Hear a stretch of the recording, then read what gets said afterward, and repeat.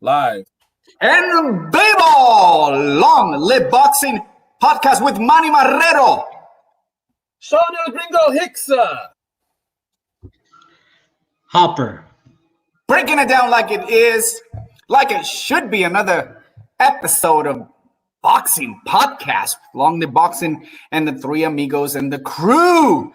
Shawnee Gringo looking guy. What do we have for today, man? We got a lot of stuff talking about boxing. We're getting excited. We're hoping that it comes back out soon. But what do we got for today, man? I just want to talk to you guys, talk about there actually was boxing, right?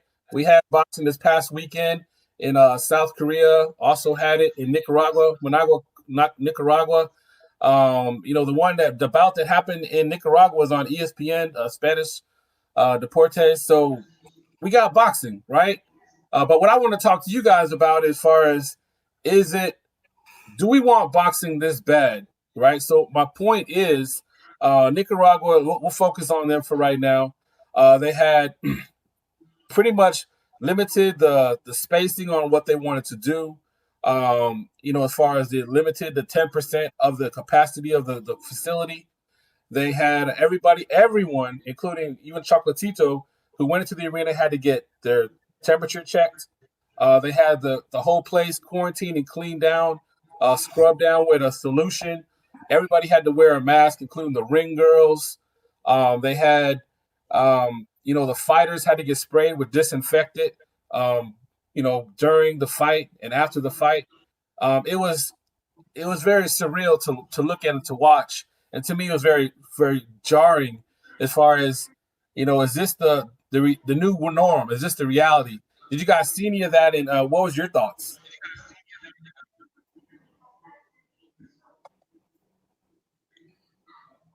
Yeah, I think I didn't watch it live, but I did read up on it, or did catch up some of the highlights and watched a little bit of it.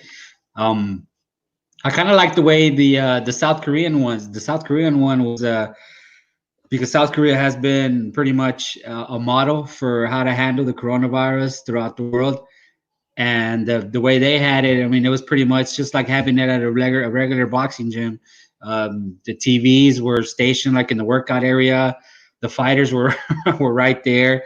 I think that's probably what we're looking at. And the one in Nicaragua, that one actually invited people in, invited fans. But there was, if I'm not mistaken, there was like maybe 1 to every 9-10 seats. Right. There were the everybody was like 60 feet away from the ring.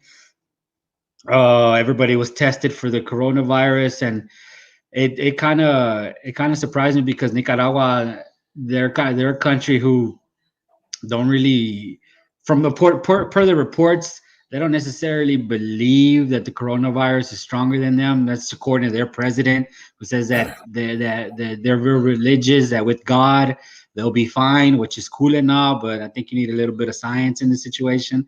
So to each their own. The Nicaragua card was actually held by a former two-time champion, if I'm not mistaken, Alvarez. Yes. Rosendo Alvarez. He's the one that organized it all. So he actually did well. I got to give him his props, and maybe promoters should look at that as a template to put on shows in the future. I think it was a little bit risky move in Nicaragua, not having a major lockdown yet, and of course, as you touch base, Hopper, believing more in the power of God than what we as humans are capable to do out here. So there was really nothing that they feared at that particular time. It is fantastic to see the sports back again. I was very, very concerned. You're absolutely right. You touch base on Korea. Another great card, gave us that little extra energy and, anxious to really see more boxing coming up. But, they took precautionary measures, and they seem to handle well this virus that's happening out there. And so the point is that they gave right the fans some action, and that's really good. Besides that, they might be criticized that they, in terms of, doing at this and comparing to other countries that are more major lockdown like the United States. But yeah, absolutely. I think that one of the things I want to talk about is this is the blueprint for our major top promotion companies, the zone, Top Ranks, all of these promotion companies to be able to look at this as what they did and take the necessary precautions to, mantle up a great card and being able to give the public what they want in the circumstances. So I think that's really, really good for the sport. Concerned about the fans, that part of them that they assisted on that, but it's all about how you handle things and how you are able to make sure that you follow your the plan that to be able to get this card up and running. Yeah, absolutely. That was a great point to both of you guys. Good point, Hopper. As far as Korea had, South Korea, they had a different model, the no fan model, which to your point, seeing the extremes that have to be taken for a fan model for Nicaragua, I was like, man, I don't know, and I'm pretty hardcore. I don't know if I want to get sprayed down. Dímelo, Brandon Detres. That's right. Chocolatito definitely was there. He's part of that culture. He's the he's the man. He's the idol out there in the boxing world and in the entire Nicaragua. So shout out to Brandon Detres for hooking up with us today. Of course, our man El Cano Loco. Yeah, I mean, shout out to him. He's always showing us love. What's up, Loco? Cano Loco. Loco. Yeah, I mean, I don't even know if I would have definitely not even gone to the boxing event. If there was a live event now, I don't think I'd necessarily be going or submitting credentials for it. You feel me? No, I definitely do feel you. Speaking of, as far as future events, we got some information. Brandon saying that ESPN Top Rank doing a card June, July per inside source. So what do you think we're going to see? Kind of a combination of the two different models, something maybe even totally different. What's your thought? And Brandon, thank you so much for that. Thanks for checking us out, brother. Yeah, Bob has touched on that a little bit already. He's mentioned that it's going to be obviously no fans. Everybody's going to be tested, and he's only going to have about 3 or 4 fights on the card. So hopefully it happen, or we can have a little something to watch, and boxing could definitely take advantage of the no sports that are going on right now. I definitely we'd have a lot of casuals tuning in. Yeah, hey, I'll take it, even if it's more prospects. That's a good thought, because you're not going to put high, elite boxers in jeopardy. Maybe they just don't feel like this is the right time for them to come up forward. Some of them decide they want to continue to train and be able to kind of pull back and come back into action when the time is right. But it takes a lot to put up a card. There's a lot of behind the scenes people, and a lot of the fans don't understand that you got the media, you got the camera guys, you got the directors, producers, you got a lot of people that are behind the scenes, and you got to limit that. You don't need a lot of the marketing thing, because fans are excited to see something. Even fans from other sports, they're excited to see live action. That's why the NFL draft was so huge this weekend, because it's like something current. I'm looking at somebody, and it's pretty exciting. Of course, one of the biggest sports in the world. But the reality is that he understands exactly how it needs to be done. And I think, and I do believe, that something's coming up real shortly. I think it would probably be as late as July, to be honest, because you got to get the logistics. You got to make sure that people really plug in, and being able to assemble a team. Just a few of the guys and no fans at all, and then that's going to be still interesting. I would love to see it live, but due to the circumstances, I'll watch it from home. Social distancing still up and running. So, no, I hear you. I like you. I like it, but I don't know if I love it. I'm not ready. I'm not ready to go there. Yeah. Another thing they were also saying at the Nicaragua card. Thank you, El Cano, for the big shout out for me. Appreciate that, brother. No love for us. That's all right, Cano. We still love you. Hey, his comments are coming. They're coming in, man. They're coming in there. But the thing is, like, when you see that, you want to kind of have that fine balance. And I know that Hopper mentioned this before. You want to make sure you protect and are safe. You're, being mindful and respectful for those that are sick, are dealing with these, horrible situations personally. Whether they lost their job or directly impacted, or they're sick, or they lost somebody that they know or close to. There's so many different dynamics. At what point do you get going again? So there's different things that are going on. Oh, there he is. Check him out. He's not letting you off that easy. El Cotto! Come on, man. Give me some love, man. Upper love too, man. I love you, Cano. And he's bringing up the top 5, so gotta love that. Oh yeah. Real quick before we get off this, Brandon talks about the card that is probably going to be most likely the one that's going to be June and July.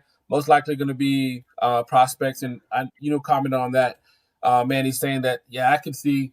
Of course, they want to get them to work, get them at exposure. You don't want to put your high, valuable fighters at risk, and they have say as well. They may not want to fight. So many different things going on there.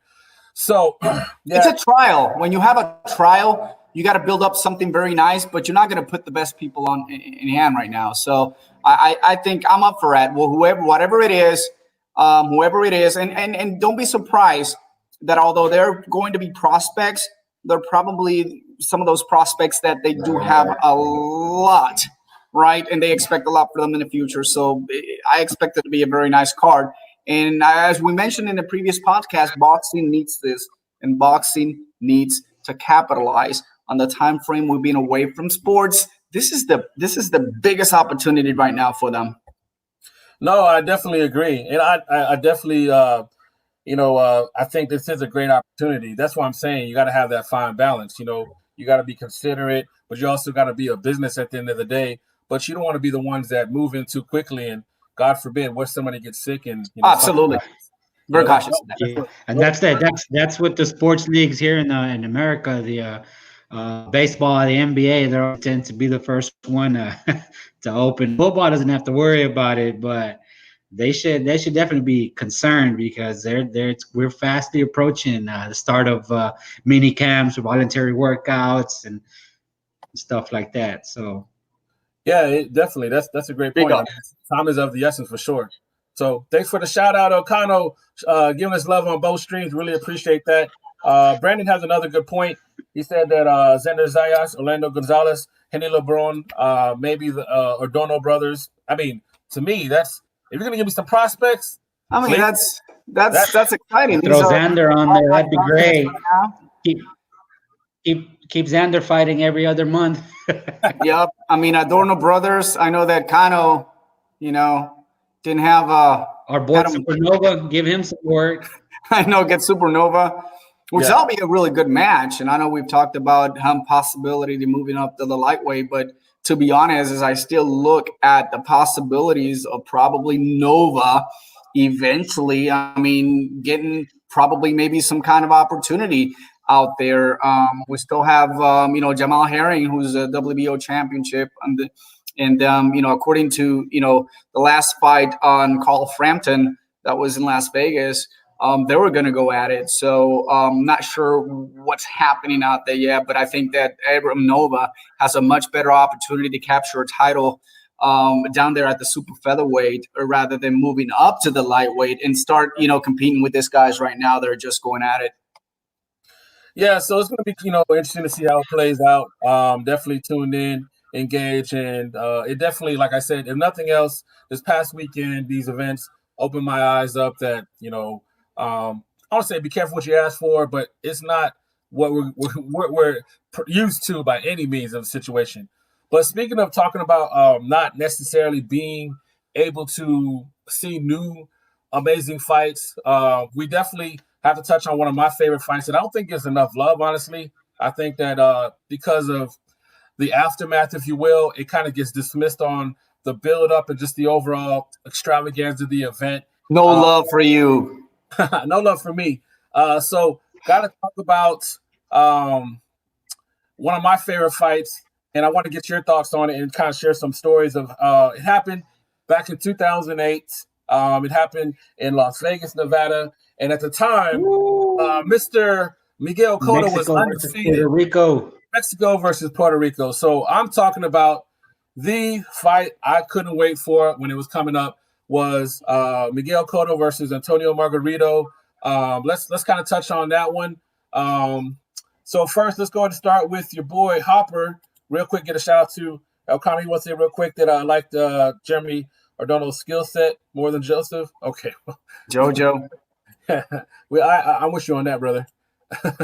All right, so let's get to it. So, Hopper, what was your thoughts on that fight going into the fight? Do you think that fight lived up to the hype, or do you think it gets too focused on the aftermath and the cheating and everything, that the fight itself and the build up? What was that like for you? Were you excited for it?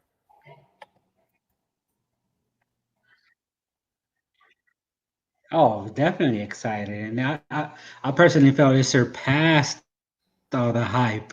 Go into it, and then a family over. I can't the occasion, but my cousins, some uncles, they were over, and I told them that way we're gonna watch this boxing fight.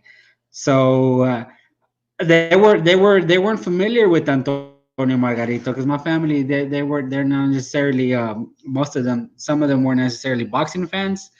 They found out who Margarito was that night. They became big fans of that guy, and it was they even became fans of Cotto. They're just all out action. That seventh round hooked them on boxing for because night. Uh, Margarito just kept coming. It was sad to see after the fight, though. It was a little heartbreaking to see Cotto's wife and son crying on there in the stands. That was pretty heartbreaking. But hey, you guys watch Michael Jordan's Last Dance? A little bit of it. No. Okay, well, Miguel Cotto, after the fight, pulled a Detroit Bad Boy Pistons. He didn't shake his hand, just walked off off the ring and just took off. It's a reference to the last dance when this past episode when the Bad Boys, Isaiah Thomas, walked off the court, didn't shake MJ's hand when MJ swept him. So Miguel Cotto did a Bad Boys that night, just took off. Brandon says, sad night for us Ricans. We cried. So we do actually know another Puerto Rican, Brandon, and want to get his thoughts on the fight. Let's kind of also talk to before the fight. All right. So I've been knowing Manny for a long time. And think about it, this fight was 12 years ago. Manny, I saw him I was in Mexico. years ago. We got caught up over there with the swine flu. Yeah. Right. Oh yeah. Yeah. The swine flu. So Manny, he saw me at work, and it was the weekend before the fight, because the fight was that Saturday. That was actually also my birthday weekend as well, so I couldn't wait for that. I was so excited. And I saw Manny, and he was more hyper than usual. He was like, shadow boxing himself, and I'm like, what's going on with this guy? He's excited for lunch or something. He was like, well, what's going on this weekend? Of course I knew what he meant. The fights this weekend. He said, are you excited? I'm like, yeah, man, I can't. I made the mistake of telling him, yeah, I can't wait to see Margarito, right? And he was like, what? Like the look on his face, it's like a ghost. And he's like, well, disappointing. Hey, disappointing friendship. Yeah, he's like, what do you mean? Like he couldn't even get the words out. Well, what do you mean? He's fighting Miguel Cotto. I'm like, yeah. I said, my family is, my wife's Mexican. They're going for Margarito, and I said, I'm just Viva la raza. Yeah, it doesn't matter to me. I just want to see a good fight. He's like, but it's Cotto. Yeah, he's like, it's Cotto. Like, and the thing about it, like after the fight, I didn't defeated. Yeah, after that fight, I talked to Manny for like weeks. No joke. It was definitely there's two sides of this, right? There was sadness for a lot of the Cotto fans, and it was totally happiness to the Cotto haters, regardless of how it happened later on, how everything unfolded, and we saw what happened. It was a very difficult weekend, and to tell you the truth. After that fight, Cotto has never been the same. Okay, he has never swollen up as much as he did at that fight.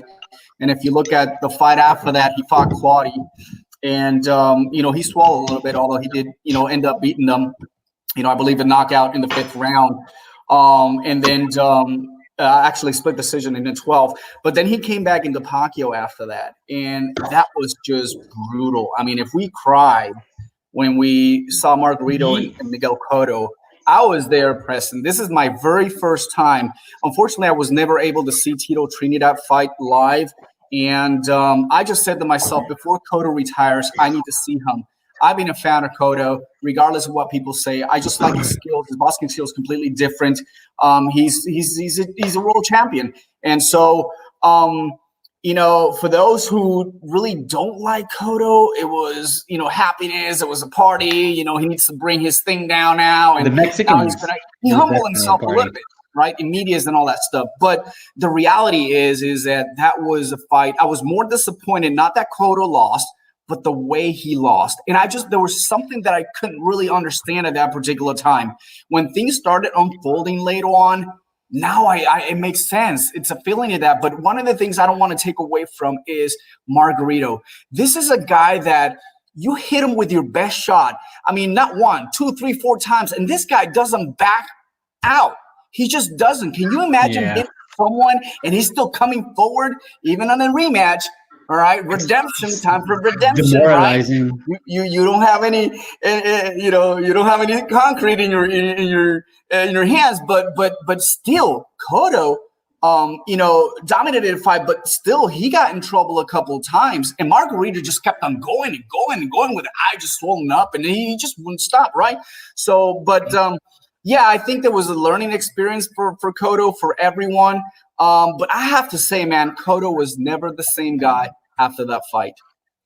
Yeah, that's what I want to talk. Shout out to Boxing Agarete. That fight took a beating out of him. Yeah, it definitely took a beating. Literally. Yeah, and Margarito's chin on that fight just. Yeah, that was the thing about it. Like, he just kept he had his attack. He just kept coming forward.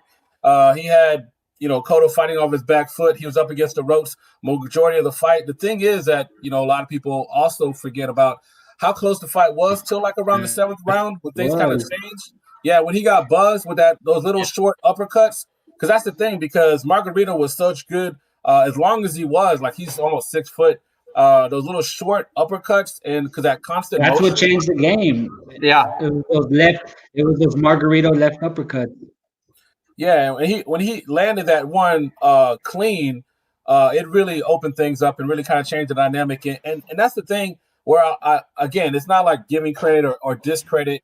As much people talk about the hands and he was cheating. The thing that I walked away from was the fact that the chin that Margarito had is like he didn't have concrete in his chin. I mean, like, because Cotto was throwing everything at him. I mean, everything at him that he possibly could to back him off. I mean, it wasn't. That's another thing. It wasn't like Cotto looked bad to me. Manny, what do you think? When you were watching the fight, what was your honest thoughts? I mean, up until the 7th, were you feeling good about it? Were you caught up in the action? I'd love to hear, from the panel as well. What does everybody think? I mean, did you enjoy the fight? Not talking about the aftermath, but the fight in the moment. Were you enjoying it? I enjoyed it. I enjoyed the moment. I enjoyed the hype. Cotto was the only, Puerto Rican superstar champion at that time. Someone that, was pretty much dominating until that point. But sometimes as fans, when you're rooting for someone and it's time of the fight, and I'm sure the boxers, they feel the same way at times, but there was something in me that I was like, I don't think Cotto can get away with this with the win on this fight. And people will tell me, but why? What do you think about that? It's just, first of all, Margarito, man. Margarito is just a very tough son of a gun. This guy's got that true Mexican warrior. I ain't giving up at all. If you give him a ring right now and you put him some boxing gloves and he hadn't trained for a while, he'll fight anyone, and he will still perform well. And he can take a lot of punches, but he can also land punches. And so at time when Cotto kind of got careless a little bit and start bringing up that uppercut, and all of a sudden he got shaken up, and I'm like, he ain't getting up from this one. After round 7, I was like, man, I mean, this is not going to look good for Cotto. I still was giving him hopes. I still was hoping that Cotto would be able to. But, one of the things that Cotto does when he's in trouble, he starts backing out and running. And that's an easy target when someone that's aggressive and coming at you. It is very difficult to defend yourself in that way. So he gets away from his game plan, and that really set him up for that brutal massacre from Antonio Margarito. Yeah, I mean, and shout out, Brandon said that it was, a great fight. Definitely agree. Shout out to O'Connell. Definitely a fight to watch. I appreciate you, brother, saying that. I know that you guys are proud Boricuas, so I know it's not easy for you guys to say because that's what I wanted to know. Again, think about this, Hopper. Manny and I haven't talked about that fight in 12 years, bro. Yeah, let's not remember that. We didn't even, did we talk about it on the rematch? Did we talk something about it on the rematch? Well, yeah, after it happened, yeah, you talking about the rematch, but he never think No, about but that. He never I acknowledged it. remember the uh, the excitement after the first fight. Us Mexicans, we were happy, we were excited. Oh my goodness, my whole family was just. Remember, we stormed outside. My uncle was saying, "Oh, I will never miss a Antonio Margarito fight again," and and then Shane Mosley, kind of put a damper on Knock him that. out in But the at the ninth. moment, after the Miguel Cotto fight, Yeah, we ninth were knockout. ecstatic. We were happy for Margarito, and the best part about it was that I had won a bet that night. So Yeah, no, Hopper was props winning to literally. props to Margarito because yeah, he was Cotto the fight. Yeah, Cotto was winning the fight. He was outboxing him. He was landing more efficiently. He was landing at a higher connect percentage. Margarito was just throwing, throwing, throwing. But Cotto, Cotto was moving around. Margarito was having a tough time cutting off the ring. Now, all Spent a right. lot of So time chasing him, but one of the it's things that I wanted to it's a say finite is, ring, man. It's a finite square. There's nowhere to go. yeah, one of the things I wanted to say that, I don't look into much of what happened, but did it make a difference for Margarito? Absolutely, it made a difference. And I'm not saying that just because I'm a fan of Cotto and all of a sudden, he lost that fight. But if you look at Margarito's trajectory after that, lost to Shane Mosley, as you mentioned, in knockout 9th round. Then he fought Robert Garcia, 10-round unanimous decision. He didn't look that great. Right? Then he gets a chance with Pacquiao, and Pacquiao just destroys him to the point that he was already pretty much destroyed when he came to fight, Cotto, especially with his eye. So, I think that things kind of come around and things happen for a reason, but it was a learning experience for pretty much everyone. I just couldn't see how Pacquiao was able to short a man, a guy that destroyed Cotto that he was able to destroy Margarito the way he did, and Margarito just didn't do anything at all. So my point is, was he really concerned that he knew what he did, and all of a sudden he just couldn't do anything? And that's what happened with Mosley. And I know you touched base on that, Hopper. I want to hear your perspective. But do you think that all the fiasco and all the stuff that happened after the Cotto fight, do you think that because it was happening, it was being investigated through that period of time? Do you think that really affected him the way that Shane Mosley, almost done in his career, was able to knock him out? easily, like in 2 rounds. He hurt Right. him in the first. Well, there was it definitely caused you definitely. I'm sure it was definitely on his mind. Um, somebody from Margarito's corner. He came out and I was reading an article the other day. He said that that definitely was an issue, but Margarito was dehydrated for that fight. I don't know if it's just an excuse that he's making. That Margarito had a tough time making weight for that fight. That he was still very overweight in the week leading up to the fight, but it definitely sits in the back of your mind. And the fight that really messed him up was that Pacquiao fight. After that, he wasn't the Yeah, same. I'm yeah, surprised they even let him fight Cotto in the rematch because Yeah.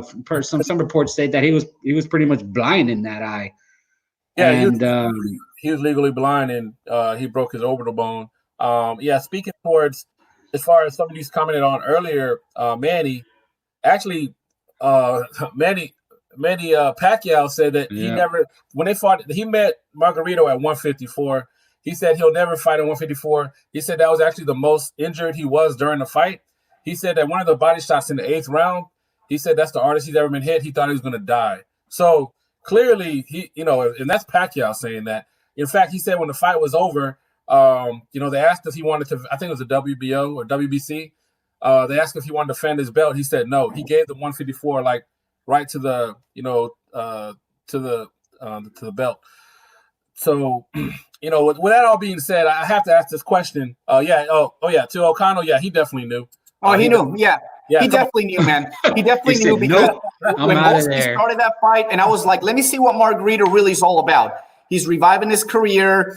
Let's see what he's really about. I know he fought another Puerto Rican, Daniel Santos, back in 2001. He got no contest, and then after that, they got him a rematch, which he actually lost, technical decision in the 10th round. So anyway, he was kind of coming back, and he also lost Paul Williams after that. So all of a sudden, you're looking at someone that is being investigated, and after the first round, and all the media, all that we're doing now is talking about the incident and what happened. And I don't think he had time to really focus on that because he knew that after you finished the fight, they were gonna, continue to investigate him. I think that just got him into his mind because Shane Mosley coming in, do something that Cotto couldn't do something that Pacquiao couldn't do. If you look at Margarito, I mean, not even Paul Williams could have knocked him out, right? And if you look at this, he's only been knocked down, what? Twice. And one of them was Shane Mosley at the end of his career. No, again, it just didn't make sense to me, to be honest. I remember watching that, and I remember thinking he had got caught. So, Boxing Agalete, he says, to be honest, I live in PR when Cotto was coming up, when he lost to Margarito. Also, I live in Cedars, right next to Caguas. We weren't surprised. We all thought Cotto took too much damage in his fights. So, yeah, he just said not just, in that fight, just in general. What's your thoughts on that? It's a great point, as always. I also want to make another point that at that time, Cotto was going through a lot of issues too as well. There's a lot of rumors out there. He was out there partying. He was out there doing all kinds of stuff. How true that is, I don't know. But the reality is it kind of parted away a little bit from the focus that you need to have in this sport, dedication to your training camp. Not only that, his entourage, these people around him. Ever since he decided to part ways with his uncle, Evangelista, then he goes in and joins. Had him on survival mode. Yeah, he goes in and joins another trainer. I forget the name right now. He used to be his personal trainer. That didn't work out because he moved out to Orlando, and all the entourage just went out there, and everything you saw on social media it was just like, parties and jumping and having a good time. It wasn't until Freddie Roach took him. And actually, as a matter of fact, I got to say before the Cuban that. Trainer? Emmanuel Stewart. Pedro. And there was a report. Right. What's that? Joe Santiago. There you go. But there was an interview about Emmanuel Stewart mentioning that this guy, I can fix him. I can fix his stand. I can fix his movements. And that's when I started seeing a real Cotto. Then, of course, Freddie Roach came in and kind of perfected that a little bit. But he parted ways for that period of time that he was in no lands. All right, so 2 questions, and then I guess we can kind of wrap this thing up. I love the passion, Manny, as always. So, and this is kind of to everybody as well, because I love the feedback from every you guys. Thank you guys so much for listening and tuning in and listening to the podcast. With the way that the fight went and how it's exciting, and obviously it didn't go the way you wanted, when you found out the truth as far as Margarito was Margarito, do you see that as a loss? Or you like, hey, when it happened, it was a loss? How did you see it? A loss is a loss, and don't matter about it, right? Although they investigate him afterwards, and there's nothing you can do about that. All you can do is get the rematch and make a statement on the rematch, and I think he did. I saw it as, did you guys ever watch did you guys watch the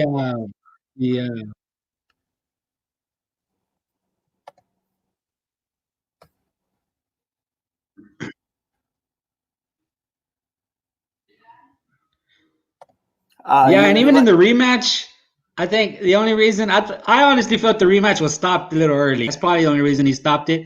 If you go back and watch it, Margarito was very cocky heading into the corner. Yeah, but he was getting beat. In his corner, ya lo tengo. I got him. And then the ref comes over and says, stop. It was like easy. He was so dejected. And Cotto's face was, Cotto's face looked like he was taking a lot, still more punishment in that fight. Oh yeah, he was ready to be done. To be honest, because Cotto all of a I sudden don't think started. he was, because I think Cotto still took more punishment that fight. If you look at his face, even when he raises his hand, his face is a lot of nugs. The only Yeah, Yeah, Yeah, Cotto was winning. Cotto was still winning the fight, but but Margarito was coming. well, he knew what his game plan was to bust this eye up and again. All right. Once they did that, you know it's going to be stopped because Cotto has shown a trend of backing out like substantially from rounds 9 to 12. Pretty much those are championship rounds, and we don't see Cotto as the guy coming in strong, throwing those body punches and that left hook. All of a sudden, he always backs up, goes into the ropes, and always get caught. You can't. Still with that, Margarito could have just landed one of them devastated punches and he could have knocked him out completely. So he redeemed himself. I think it was getting real beat pretty hard. Cotto had him really cleaned out in my eyes. He was really beating him. Yes, I have to say I am glad they stopped it. I think that if the eye wasn't like that and it goes to 12 rounds, I would have seen more chances of Margarito to really land a good punch and knock completely down Kogo. So for me, Nobody said he took as much punishment in the first fight as he did in the second fight. Yeah. No, yeah. So yeah, good stuff there. I'll go ahead and say my opinion. I think that maybe it was stopped too early, but I had Cotto was clearly winning. Yeah. I saw that. No, nobody said that, Cano. Yeah. Now I do say that you could definitely see that the Tijuana tornado was coming on for sure. I mean, he was kind of building up. He was winning the first fight. Yeah, so you could see like in the second half, I think like the seventh round, but he had some success as far as in the second fight, little bit, but overall, with his eye, it was just too much of an issue. Boxing Agarete says, and thank you guys for all the comments. I feel the difference was Cotto started smothering Margarito. Yeah, he had to start. I think that's what made the difference in the rematch. That's a great point. What do you guys think of that? It is. It is. Luis Reyes. So Jones and Gourmand, the local talent here from Dallas and Fort Worth. What?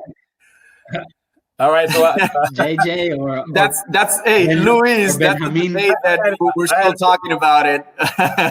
We don't want to hurt anyone's feelings, but that was a very close fight, to be honest. I wish it had one more round. And what he's talking about is the Mikey Garcia card, the local talents that we currently have here. It was a showdown that day that was headlined by Listo Gaitan, and Listo had to pull back because of an injury, and Marco Aguero Vasquez became the headliner. But that was a very good fight, and I'm glad you brought it in because I can't wait to see a rematch, and I hope that Mikey acknowledges that and brings out a rematch. That'll be fantastic. Yeah, I had it 3-1 for Jones. It was Dallas. It was Texas against Fort Worth. So can't forget that little nugget in there. Dallas against Fort Worth, and them boys were acting accordingly like it was a rivalry because it was Dallas and Fort Worth. Neither wants to lose to the other, and both guys they laid it all out. Yeah. So who won though? We didn't even answer the question. I think Sean said Sean saw 3-1. 3-1, but I could see somebody. I could definitely see somebody giving it to Ben Gourmet. I wish they would have had another round. Honestly, that fight should be 6 rounds if they have a rematch. I'm hoping they do. But I saw Ben was having a better second half. So, the draw, I didn't have an issue with it. He had, Gourmet had Jones hurt injured. Yeah, in the fourth round. In the third round. So, thank you for that, sir, Luis Reyes. So going back, there's definitely some things JJ could have done. It's like not sitting on the ropes. Yeah, oh, definitely. So I guess the last thing, kind of to both of you guys, I'll say for myself first is that even though it's looked at a black eye for boxing, the way it ended, the buildup was great. I love the rivalry. I'm actually surprised they were able to pull off a rematch, and Cotto was able to redeem himself, the redemption fight. I think that. Even though a lot of people, the whole cheating thing and poetic justice, and that Cotto quit. I gained respect for Cotto after that fight because he took a knee, but look the way that he fought, and somebody clearly had a huge advantage. I mean, they had concrete in their hands, so I gained respect. Man, for Cotto. I mean, did you see the he face? was How swollen defeated it that. was. I mean, Like, the only time I've seen a face, just this part right here, smart. it was Cotto and Malignaggi. Malignaggi had a huge bump out here, but Cotto looked like Humpty Dumpty. Like, I mean, huge. I've never seen him like that. Busted If you look at everywhere. the Pacquiao fight, he ended up the same way, and Pacquiao doesn't have that big punch like Margarito does. So that's what when I mean Cotto wasn't the same after that fight. That's what I mean about he got looked unrecognizable with concrete in his hands. But like I said, I don't try to debate that a lot because you got to see the both side of as a fan perspective and as media. But the reality is all I had to do, and trust me, guys, I had to wait a lot to see that rematch. And when it came out, it was fantastic. So almost 2 years. So do you feel redemption? Did you feel redemption? Yeah, I do because besides if it was stopped short or not, and a lot of people say, well, Pacquiao already destroyed him the same way that we talk about, Kell Brooks, that, washed out Kell Brooks, came in and, the same story the same way. It doesn't matter. That's your opponent. You have got to be ready. Didn't Tyson Fury get a huge cut in his eye? And then all of a sudden he comes back and fights again. And your mentality is, I'm going to try to capitalize that, but you couldn't happen. I mean, that's a strategy. Cotto came in with a strategy to annihilate him, to punch him, and to open that eye back again. Whether if I get a stoppage early enough and I'm on ahead of the cards, hey, it's still part of the game plan. And I think he was successful at it. All right. So good stuff. So in closing, in history, that fight in one word, Hopper, what does that fight mean to you? One word.